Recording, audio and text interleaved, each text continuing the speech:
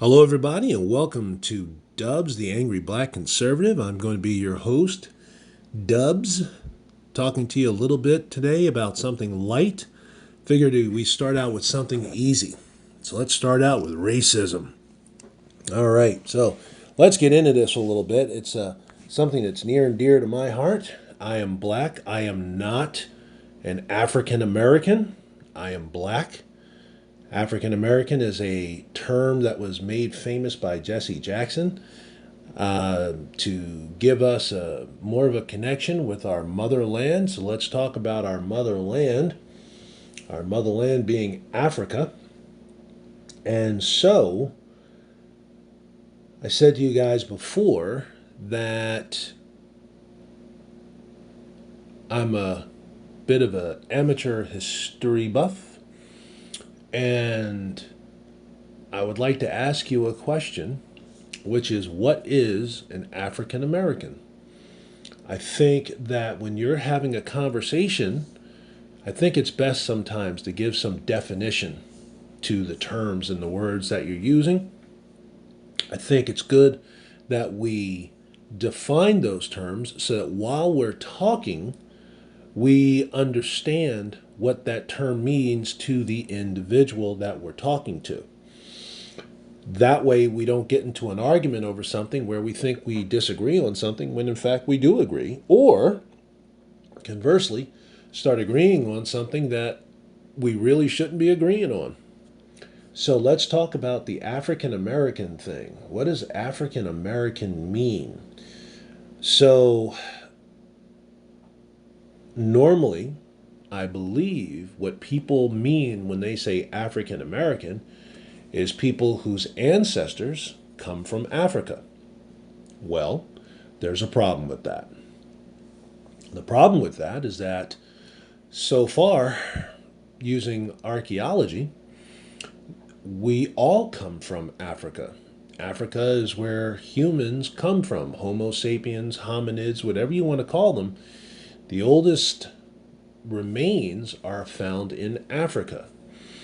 And so, if they're found in Africa, and then from that continent, they started spreading, migrating, traveling, walking, being nomadic, whatever way you want to say it, our ancestors started leaving Africa and they started going to different parts of the world, which would mean that we are all African.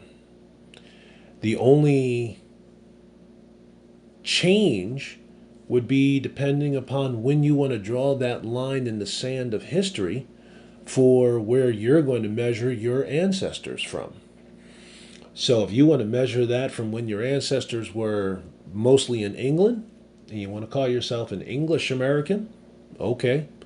If you want to start measuring them when your ancestors were in Greece, you call yourself a Greek American, Italian American, whatever blah blah blah American you want to say.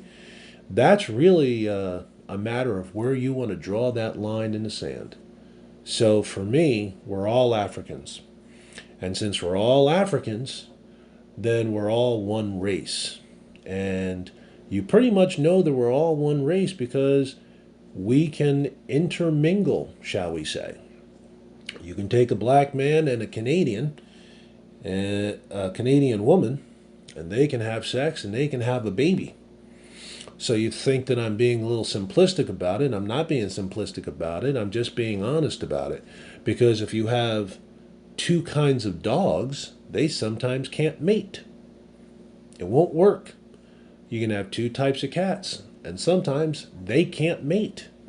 I.e., if you take a lion and you put it next to a leopard, they're not going to mate. And even if they did, they would need serious help for that baby to actually be born and not be some kind of mutant creature.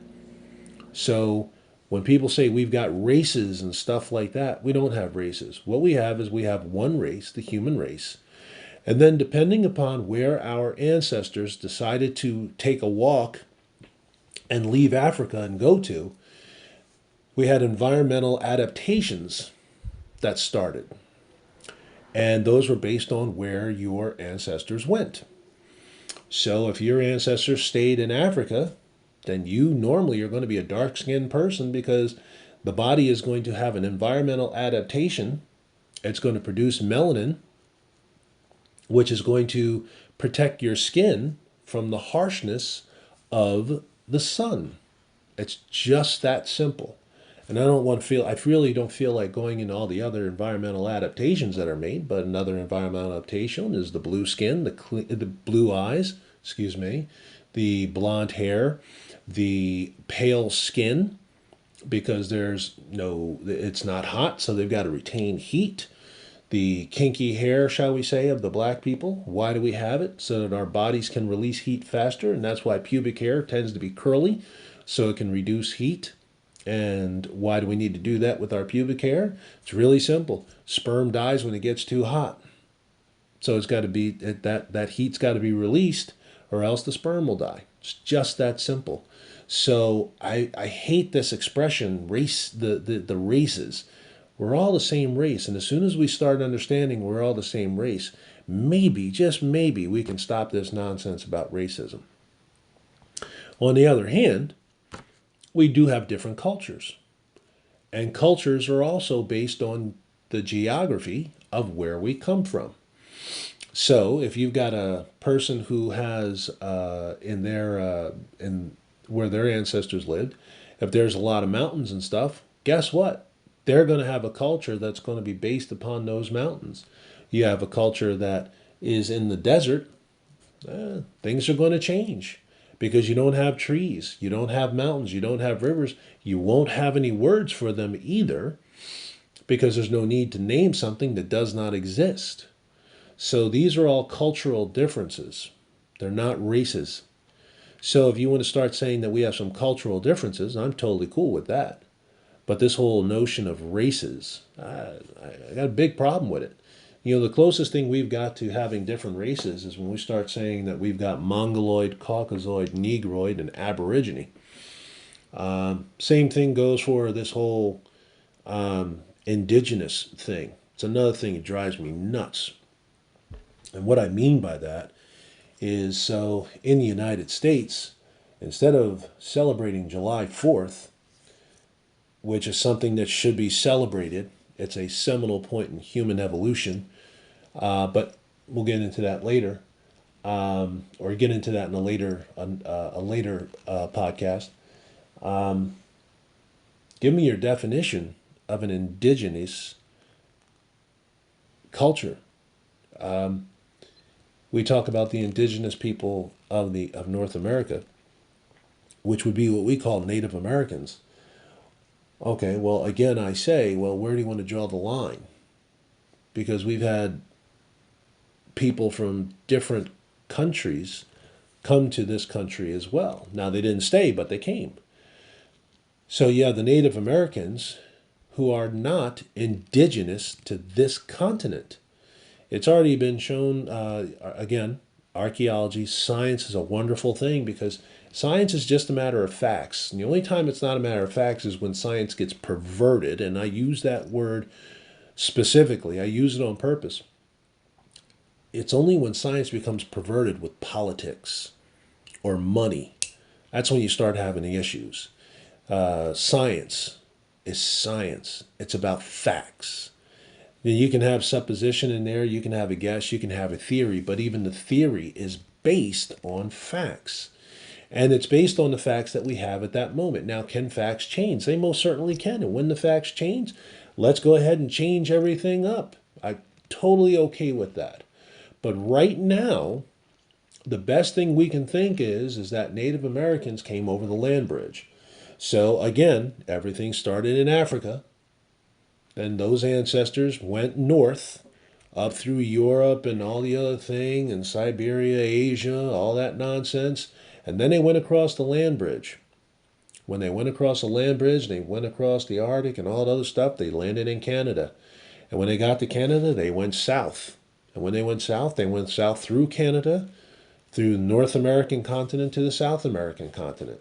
So that's not an indigenous species. Now, if you want to call them indigenous because they were here before a lot of the other guys, I'm totally cool with that. But if that's the case, Give me the line in the sand when we start talking about indigenous people. Give me that line in the sand when we're talking about Europe and what Great Britain did to Scotland and Ireland, or what the British did with the Romans, or what the Gauls and the Visigoths and everybody else. You know, this whole notion that we own the land and we've got to give this land back to this group of people. Well, that land has changed hands a few times. You know, when people say let's give the land back to the Native Americans, and I think that Michael Knowles from the Daily Wire did a very nice job of just putting this argument to rest. He said, who would you give the land back to in North America, especially the Southwest? Would you give it back to the Apaches or the Comanches? Because the Apaches owned the land and then the Comanches took it from them. So which one of the two tribes are you going to give the land to? You know, this notion that we need to give the land back to X people, I've never understood that. In every war that's had, if you capture land, you capture land. You don't give that land back. So, and it's just a fact of human nature that this is what we've done. So, I don't understand this notion of Native American. I get it, don't get me wrong, but I think it's lazy. And again, I think it's based on what timeline you want to use. And you can change indigenous people depending upon that timeline. You've got Aborigine people who are in Australia. And then you had Europeans go to Australia and do what they did. And unfortunately, that's normally what happens. You have an invading group of people, they kill everybody, they take the land, and that's that. But they're still human beings. So it's a matter of culture. So let's have that adult conversation about a difference of culture. And then I'm okay. Don't give me the race thing. That's about environmental adaptations. So I just want to put that to bed. Now, as far as the racism thing goes, I like to listen to a lot of people. I also think that most solutions tend to be simple. I have found in my experience that the best solutions are the simple solutions. The only reason why you come up with a complicated solution is because you're trying to make everybody happy. So Morgan Freeman is being interviewed, and I believe it was by Mike Wallace. And Mike Wallace asked him, what are you going to do about this whole racism thing? And Morgan Freeman said, well, let's stop talking about it. Let's just stop talking about it. Let's stop saying, hey, listen, I'll talk to you as a black man, you'll talk to me as a white man, my friend will talk to me as a brown-skinned man, and this guy over here will talk to me as a yellow-skinned man. Why don't we just say, hey, let's just talk to each other as men? You got a black woman talking to a Spanish woman. Do we really care that one is a black woman, the other one's a Spanish woman, or are they just two women having a conversation? Or is it a difference in culture? And therein lies, I think, the difference. Culture. Got to start talking about culture. And are there some cultures that are better than other cultures? We can argue it. Are there some religions that are better than other religions?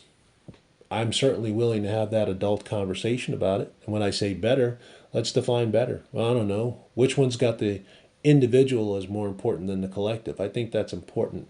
I think that that's something that, as an American, looking at that Constitution, I think that that's important, that the individual is really, really important. Now, do I want to take care of my family? I most certainly do. But I got to take care of me, and because if I don't take care of me, I can't take care of my family. If I balloon up to 600 pounds because I'm taking care of my needs, and my needs are more important than that of my wife and my children, I weigh 600 pounds and I can't move. I can't play with my kids. I can't go for a walk with my wife. I can't work because I'm morbidly obese. Well, now we got a problem. So I think we got to take care of ourselves as individuals, and that allows us to take care of the group. That allows us to take care of the collective if we want to take care of the collective. So I think that that's something that again, we need to talk about. People have asked me, because obviously I'm a black man, what is my take on people who are racist?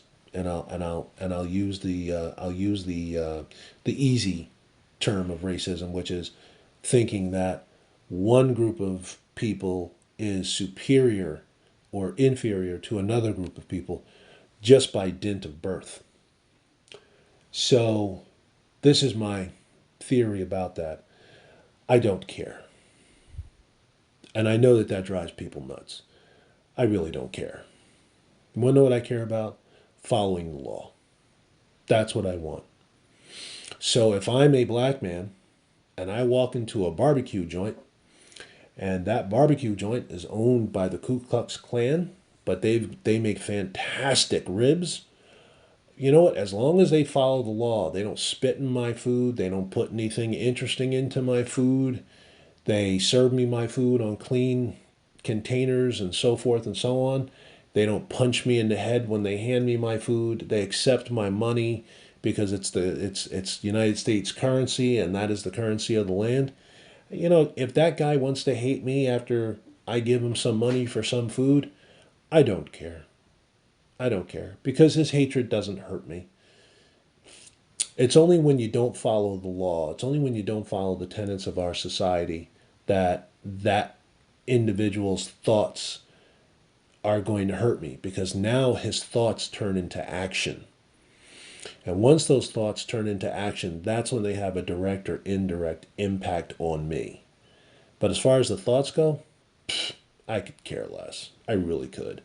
I've had more racism thrown at me from other black people than I've ever had thrown at me from white people. And before you start thinking, well, it's because you haven't been around a lot of white people, let me tell you something. I was born in an urban area. I was born in the hood. I can't obviously say where, but I was born in the hood. And I was fortunate enough to have a father who had a dream, and his dream, no pun intended, but his dream was to have his own business. And my father worked his tail off. That enabled us to leave that hood and move into the suburbs. And the byproduct of moving into the suburbs was he put us into a private school, myself and my brothers. And so I went to school in this private school and I got called the N word. I can't tell you how many times, I can't tell you how many fights I got into. And I went in private school until I was graduating high school. So I have been called that word, I can't tell you how many times. My father was a businessman, he was a professional. All of his partners were businessmen and professionals. And I saw my father dealing with these men who were expanding their business, and my father was expanding his business. And because of their intelligence and their partnership and the way they got along, and I'm talking Italians, Jews, blacks, the whole deal, a couple Hawaiians, believe it or not.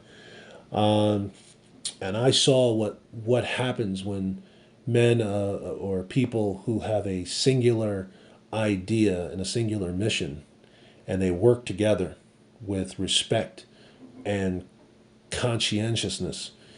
I've seen what happens.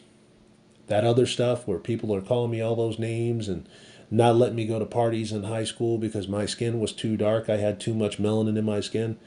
You know what? I saw the flip side of that as well. When I got older and I started thinking, and I started reading that Constitution a lot and learning the Articles of Confederation and having those conversations with other black people, I got called terrible names. Terrible names. The handkerchief head, wannabe white. Uncle Tom is one of the favorites that people call me, which is interesting because I've read Uncle Tom's Cabin. Uncle Tom is not a weak individual. But in any case, I've gotten it from both ends. And the one that hurts it is when it comes from fellow black people. And I don't understand why black people will damage other black people. I don't want to get into the crime thing right now, but it's the amount of crime, the black on black crime is, I just don't understand it. You want to talk to me about the white man and what the white man's doing and the white man this and the white man, I had news for you. I'm not worried about the white man hurting me. I just don't worry about it. Statistically speaking, a black man is going to hurt me before a white man is going to hurt me. My oldest daughter was assaulted by a black man. So where was the white man in that? You know, so I just don't want to hear it. So when you're talking to me about racism, I don't care. Follow the law. If you're following the law, I'm in good shape. So here's the other question. So the other question is, what happens if I walk into a restaurant and someone says to me that they're not going to serve me because I'm black? Guess what? I don't care. I'm happy that that person had the stones to tell me to my face that they would prefer not to do business with me. I can respect that. I may not like it, but I can respect it. And guess what? The free market system allows me to go someplace else that will accept my money. The free market will probably destroy the guy who's got a problem with me because he's not going to have as many customers as the guy down the street who doesn't discriminate. That guy's going to, the second guy who doesn't discriminate, he's the one who's going to flourish. The guy who's the racist, he's not going to flourish. There's no way he's going to stay in business. The other guy's going to take all of his customers. Free market takes care of it. I'm not worried about it. I truly am not worried about it. I also think when it comes to the racism thing that let's say you are somebody who has that problem. Let's say you are somebody who is a racist and stuff like that. I've sat down with people who have a problem with black people. And you know what I've said? Okay, tell me what your issue is. And more often than not, that person will start telling me about how black people are we're a bunch of criminals. We do statistically speaking as a percentage of population, we do most of the crime in this country. And I say to that guy, you know what? You're 100% right. But what does that have to do with me? I'm not doing the crime. I'm not out there hurting anybody. So what does that have to do with me? My question is, what is your problem with me? Not with black people. What's your problem with me? And then normally it turns into a conversation. And I've taken people who hate black people, and when I tell them, tell me what your problem is with me, we make it a personal thing. And the guy says, well, you know what? I really don't have a problem with you. Well, if you don't have a problem with me, then why do you have a problem with the other people? And the guy he thinks a little bit, and he says, you know what? I don't know. Well, and then they go into normally it's the crime statistics, or they'll say some stereotype that is normally based on fact. And you know what? There's certain things about the different cultures that we have. People are different. I think those differences need to be celebrated. I love being a black man. You know what my favorite thing about being a black man or just a black person is? We have an innate familiarity with each other. You could take 5 black people who've never met before, put them in the same place, let them talk for about 5 or 10 minutes, bring in people who don't know any of those 5 black people, and they would swear that those black people have known each other for 15 years. And I love that about my people. I love it. So I think that with the racism thing, we need to first discuss what our issues are, and then we can worry about the white man. Right now, there's too much black on black crime. There's too much violence in our culture. There's too much violence in our streets. And if I'm in Philadelphia, or if I'm in Chicago, or if I'm in Baltimore, I have more of a chance of being hurt by another black person than I do with a white person. So guess what? The white man's not my concern. It's the black man at that point. And our job is to raise each other up. So if I can walk around and talk to the young black guys and say, hey, listen, we can't hurt each other anymore. Let's not hurt each other. Let's respect our women. Let's protect our women. What is wrong with that message? And why is that message not being spoken of by most of our so-called black leaders? I'm listening to the news and I'm hearing about all this police stuff and everything else. And most of the time it's because the guy who they were trying to arrest didn't comply. Go ahead and comply. Let it shake itself out in court and be done with it. You're not going to argue with an officer. You're not going to beat an officer. The end result is a black man dead on the road. I don't want that. You say, well, the white officer's a racist. Is he racist? Or is he dealing with somebody who's not complying with him when he says you're under arrest? Go ahead. Let him arrest you. Go to court. Let it shake out. Be done with it. You're not going to beat a cop on the side of the road. You're going to get shot. You're going to get killed. That cop is trying to get home, just like everybody else is. So let's start talking about racism in a much better way, and let's start identifying what those real problems are in our culture. Let's have that adult conversation in our culture. I'm not worried about the white man. Let's help each other out, and let's get this thing taken care of. You can't be born a racist. You go to a preschool, you go to a schoolyard, and you don't have kids singling each other out because of their color. They're just playing with each other. That's taught. So let's do a better job of teaching. We're one race, we're one people, we have different cultures. Let's take some time to understand our cultures. Let's take care of our problems in our culture before we start blaming the white man. Thanks for listening. I appreciate it. I'll talk to you guys in a few days.